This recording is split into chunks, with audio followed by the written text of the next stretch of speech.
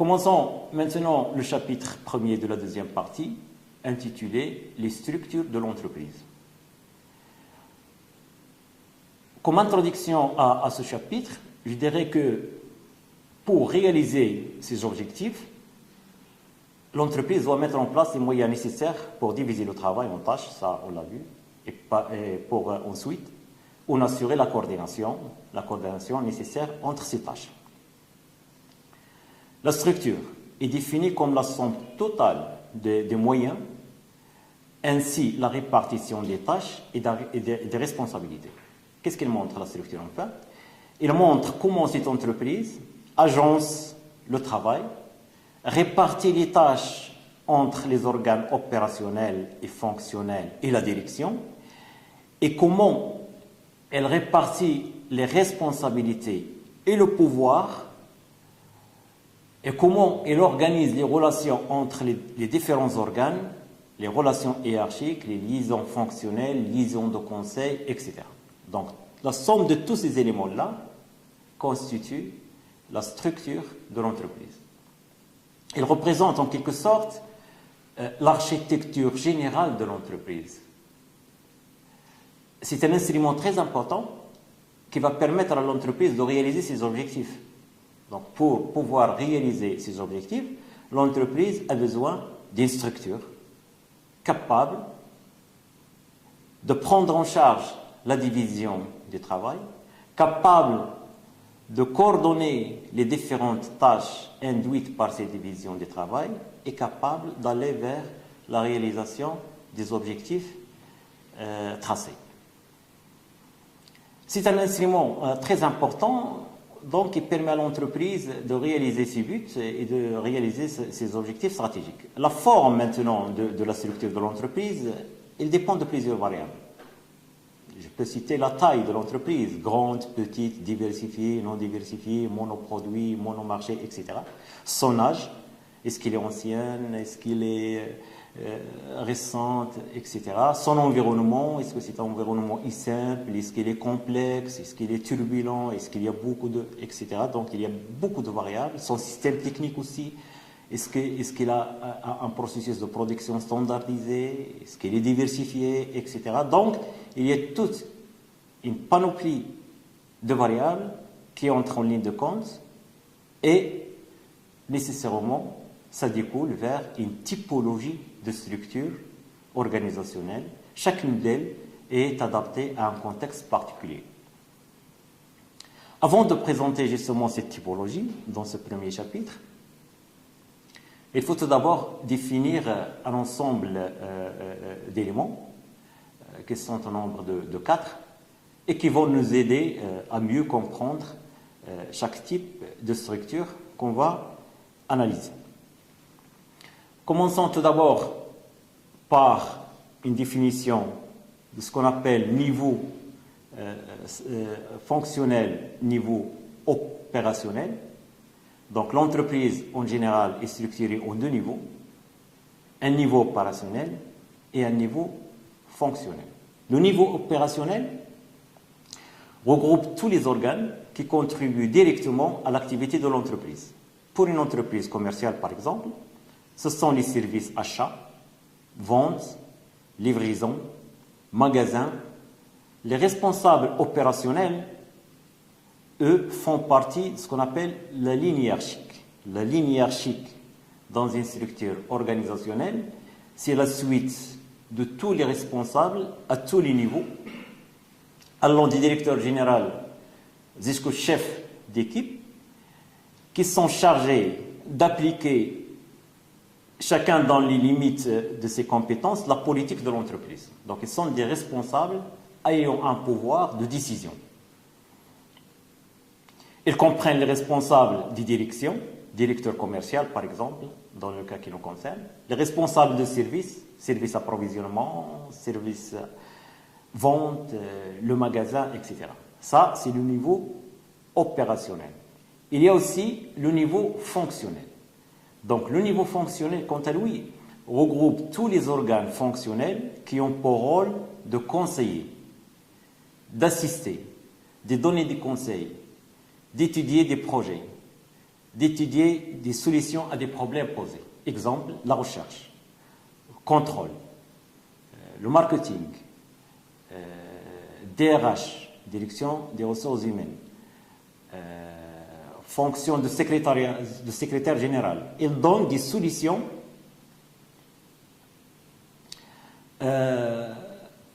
qui concernent plusieurs organes opérationnels. Par exemple, le marketing peut, sur la base d'études de l'évolution du marché, proposer des solutions qui peuvent concerner, par exemple, la réduction des prix. Alors, ces décisions ne concernent pas tout simplement le niveau commercial, opérationnel, mais ils concernent aussi les finances de l'entreprise, la production. Il faut que la production mette en place un processus de production capable d'amener les coûts à diminuer, etc. Donc, c'est un conseil qui concerne plusieurs fonctions. Ces fonctionnels peuvent aussi être chargés d'étudier un dossier spécifique afin de proposer une solution, par exemple, le lancement d'un nouveau produit.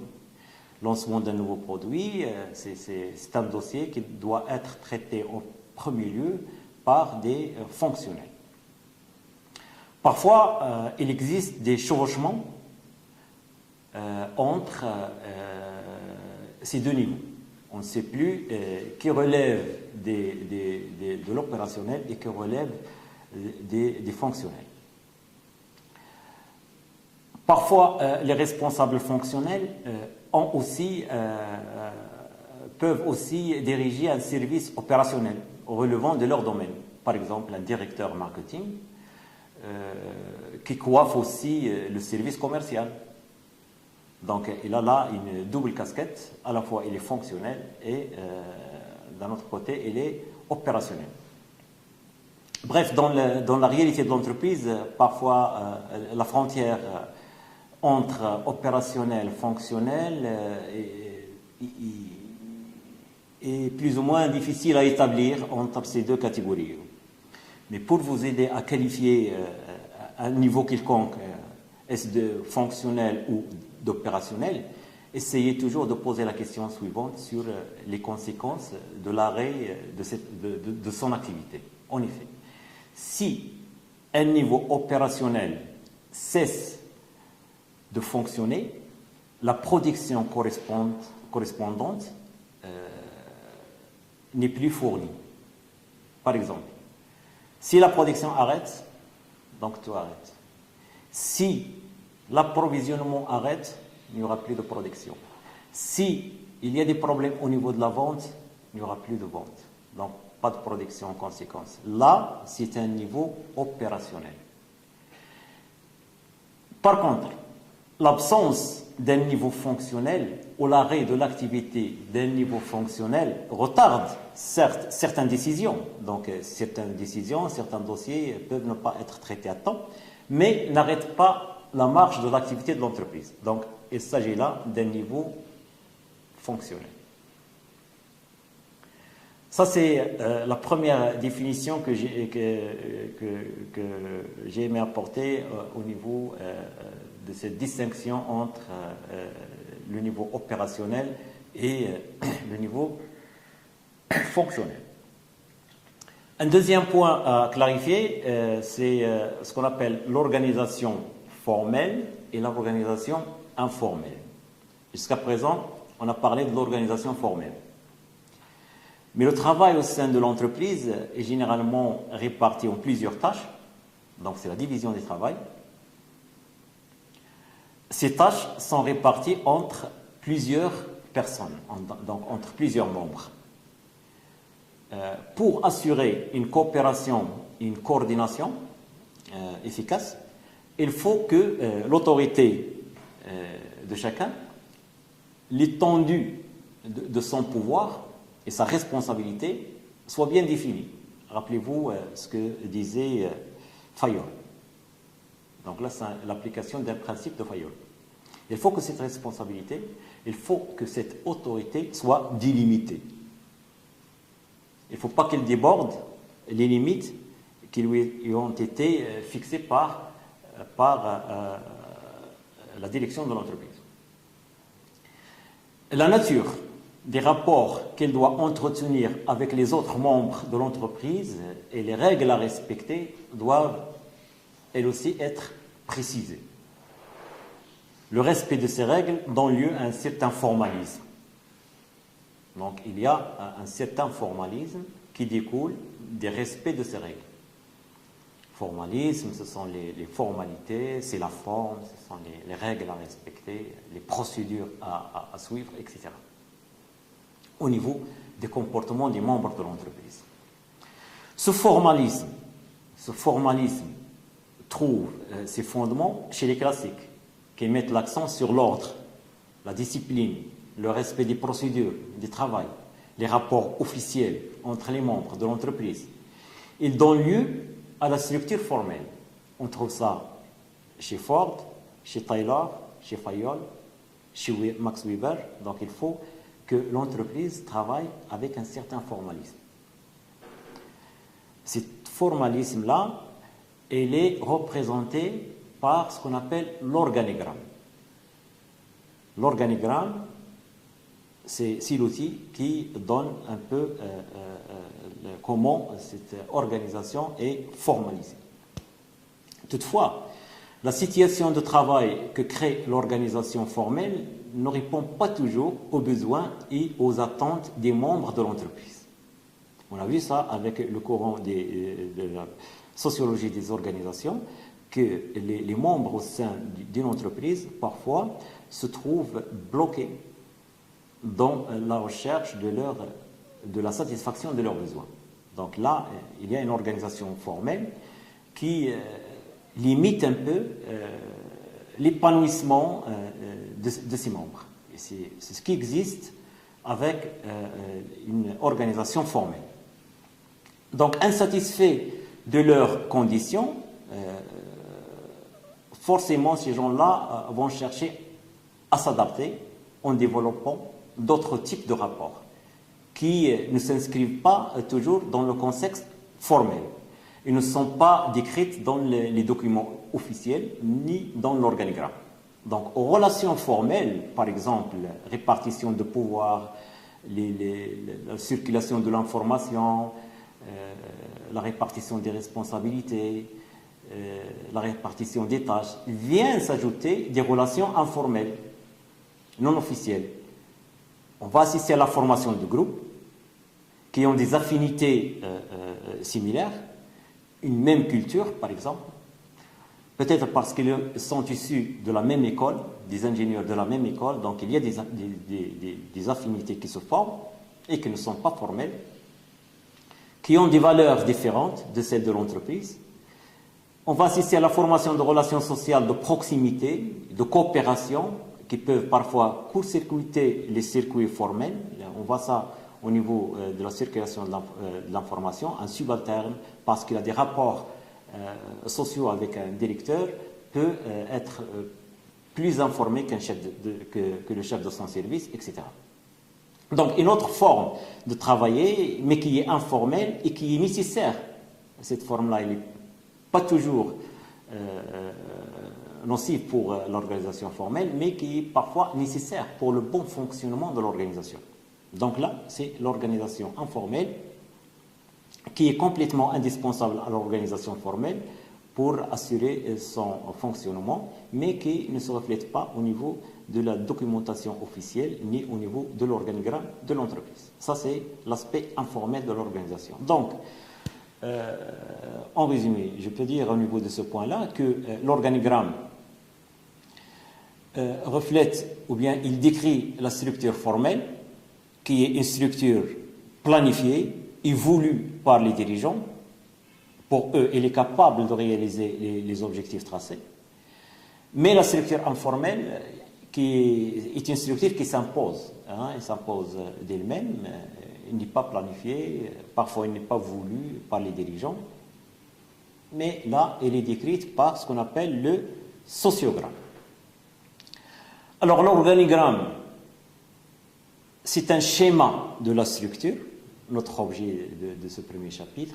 C'est un schéma, et dans le schéma de cette structure, Qu'est-ce qu'il représente? Il représente les différentes unités préalablement définies, fonctions, les services, etc. Il définit les liaisons hiérarchiques, donc les liaisons hiérarchiques entre individus et au service. Liaison, c'est la transmission des ordres, donc c'est la voie par laquelle descendent les ordres, etc. Il fixe les statuts des fonctions et les moyens de chaque poste, de chaque unité, ainsi que les liens fonctionnels. Donc, les liens de conseil dont on a parlé, il définit un peu leur place dans la structure formelle de l'entreprise. Il n'est qu'un reflet partiel de l'organisation, donc on le voit bien maintenant, ce n'est pas toute l'organisation parce qu'il y a un côté abstrait, ou du moins qui n'apparaît pas de l'organisation, c'est l'aspect informel. Donc l'organigramme reflète l'aspect, si vous voulez, réel, enfin l'aspect formel de l'organisation. Il permet de montrer le schéma hiérarchique, d'où descend l'information, vers quel niveau, les liens entre les niveaux, la place de chacun dans l'organisation. Donc parfois on trouve un organigramme avec l'intitulé des services ou bien des départements et le nom de la personne. Il permet aussi de voir les fonctions exercées. Il permet de montrer la répartition des responsabilités. Il permet avant tout de connaître les différentes unités de travail et parfois même il donne la voie possible pour des perspectives d'avancement, etc. Ça, c'est pour l'aspect formel. Maintenant, pour le sociogramme, qui représente un peu les relations d'ordre affectif, les relations d'ordre, les affinités sociales entre les personnes au sein de l'organisation. Donc, ce sont des relations non officielles, non institutionnelles. Il permet aussi de comprendre ces relations au sein de l'entreprise, la formation du groupe, les groupes qui se forment au sein de l'entreprise. Les chercheurs peuvent connaître ça par des outils appropriés. Donc le sociogramme, il relève de la branche de la psychologie sociale qui s'occupe de la recherche des communications informelles au sein des organisations en général. Donc il permet aussi de montrer les relations informelles qui se lient entre les membres d'une organisation, l'importance relative des postes. Donc un poste peut apparaître très important dans l'organigramme formel, mais dans le sociogramme, ce poste n'a pas cette importance désirée. Le style de direction des responsables, donc le sociogramme, il nous montre clairement est-ce que ce style est accepté, est-ce qu'il n'est pas accepté, quels sont les aspects de refus, quels sont etc. Les circuits d'information, donc l'information au sein d'une organisation ne suit pas toujours la ligne hiérarchique tracée par l'organigramme, mais il y a d'autres circuits informels et qui parfois peuvent apparaître plus importants, etc. Donc là, ça relève un peu de l'aspect informel qui peut être saisi par le sociogramme. Troisième point que j'aimerais évoquer dans ces définitions-là, il est en rapport avec la structure centralisée et une structure décentralisée. La différence entre centralisation et décentralisation repose sur la délégation de l'autorité. Donc l'autorité au sein de l'entreprise, il revient de droit au propriétaire. Donc c'est le propriétaire qui a toute l'autorité sur le reste des membres de l'organisation. Mais cette autorité, il peut la déléguer. Il peut la déléguer. Lorsque on est dans un cas où toute cette autorité est centralisée au niveau hiérarchique supérieur ou bien détenue par un nombre très restreint de responsables, on est dans une structure centralisée. Si au contraire l'autorité est partagée par un certain nombre de responsables et s'étend jusqu'au niveau hiérarchique des cadres, responsables bien sûr, l'organisation est dite décentralisée. Mais en réalité, il est rare de trouver une organisation qui est complètement centralisée ou bien une organisation qui est complètement décentralisée. Il s'agit plutôt d'une caractéristique dominante. Qu'est-ce qui domine dans telle ou telle organisation? Le choix d'une forte ou faible délégation de l'autorité dépend en fait des préférences des dirigeants et de l'environnement général de l'organisation. Mais bien que la centralisation offre des avantages importants, donc un contrôle facile des activités, le maintien de la poursuite d'un même objectif, parce que le propriétaire ou les membres qui détiennent cette autorité au niveau central maîtrisent toute l'information, maîtrisent tous les circuits, etc. Donc la réalisation des objectifs peut être aisée, mais la décentralisation offre apparemment au personnel l'occasion de diriger, de s'épanouir, de prendre des initiatives et de faire preuve de ses compétences. Donc, plus ou moins l'environnement social de travail est beaucoup plus facile dans une organisation décentralisée que dans une organisation centralisée. Le quatrième point que j'aimerais évoquer aussi dans cette définition préliminaire, c'est une structure mécaniste et une structure organique. Qu'appelle-t-on une structure mécaniste? Bon, l'organisation mécaniste correspond au modèle taylorien, fordien, marqué par une spécialisation très poussée, induite par une forte division du travail, on a vu ça au chapitre 1er, une grande emprise de la coordination hiérarchique, donc il y a le poids de la hiérarchie dans la coordination, donc on ne laisse pas d'initiative aux subalternes, un haut degré de formalisation, on sait maintenant qu'est-ce que ça veut dire la formalisation, donc un haut degré de formalisation, ça veut dire qu'il y a un poids très important des règles et des procédures écrites, ce qui se traduit par finalement la lourdeur, donc nombre important de niveaux hiérarchiques, la lenteur dans la prise de décision, donc qui est ralentie par la circulation de l'information tout au long de la ligne hiérarchique, la rigidité, donc le respect des règles laisse peu d'initiative à des membres, donc il y a une certaine rigidité au sein de cette organisation. Ce type de structure est adapté pour les grandes organisations, type par exemple, notre cas là, l'OCP, c'est une organisation parfaitement mécaniste, qui travaille dans des environnements relativement simples, donc stables, donc il n'y a pas la pression du marché, il ne faut pas que cette entreprise agisse rapidement, etc. Donc le procédé, les processus, le marché, tout ça, il est connu. Donc il suffit que les buts soient clairement définis. Il faut que les compétences de chacun soient clairement définies. Donc l'autorité est exercée à l'aide de règles et de procédures impersonnelles. Et l'incertitude, si incertitude on est éliminée grâce à une coordination et un contrôle hiérarchique étroit. Là, c'est l'organisation mécaniste, c'est un peu une machine. C'est une machine. L'organisation ou bien la structure organique, là, c'est organique, ça renvoie à l'aspect vivant. Hein. Une organisation plus ou moins vivante par rapport à une organisation mécaniste. Là, c'est mécanique, c'est une machine, la rigidité, le poids des procédures, etc.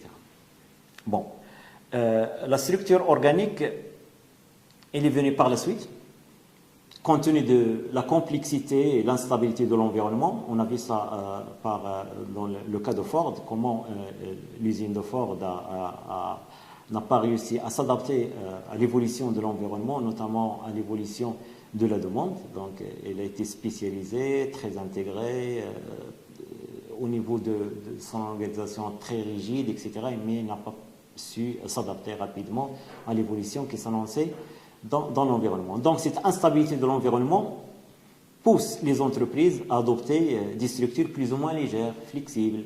Donc, cette conception plus organique des structures permet une plus grande réaction au changement des marchés, parfois imprévisibles. Donc, le passage d'une organisation, d'une structure mécaniste rigide à une organisation organique flexible s'obtient tout simplement par une réduction du niveau hiérarchique. La mise en place d'organisations par projet, par exemple, la mise en place d'organisations matricielles avec des mécanismes de coordination plus souples, etc. Donc on passe d'une organisation mécaniste à une organisation organique par tout simplement la pression de l'environnement et amène cette organisation à réduire un peu ses niveaux hiérarchiques, à introduire une dose d'organisation plus ou moins organique qui donne l'importance à la participation, à la flexibilité, à l'initiative, etc. Donc ce sont là les 4 points que j'ai aimé préciser avant de passer à la deuxième section, les principales formes de structure organisationnelle.